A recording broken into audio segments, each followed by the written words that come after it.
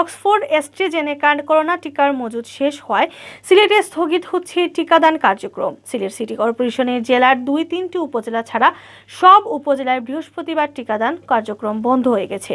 যে কয়েকটি উপজেলায় অল্প সংখ্যক টিকা রয়েছে তাও শনিবার দেওয়ার পর শেষ হয়ে যাবে। ফলে নতুন করে টিকা না আসায় দ্বিতীয় ডোজে বঞ্চিত হচ্ছেন সিলেট বিভাগের নিবন্ধিত 80,877 জন।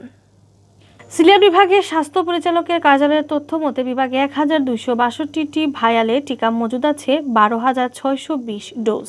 এর মধ্যে সিলেট জেলায় 92টি ভায়ালে 920 ডোজ, সুনামগঞ্জে 774টি ভায়ালে 4,740 ডোজ, হবিগঞ্জের 661টি ভায়ালে 4,610 ডোজ, মৌলভীবাজারের 235টি ভায়ালে 2,350 ডোজ রয়েছে। বিভাগের 4 জেলার টিকা নেওয়ার জন্য 3,75,416 জন নিবন্ধন করে প্রথম ডোজ নেন 3,442 জন। প্রথম ডোজের জন্য অপেক্ষমান আছেন 74,974 জন।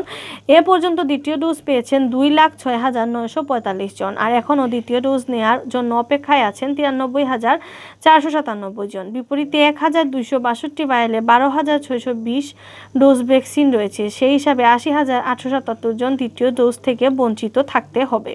সিলেট সিটি কর্পোরেশনের প্রধান স্বাস্থ্য কর্মকর্তা ডাক্তার জাহিদুল ইসলাম বলেন, ভ্যাকসিন সংকটের কারণে সিসিক এলাকায় দ্বিতীয় ডোজ প্রদান কার্যক্রম বন্ধ রাখা হয়েছে।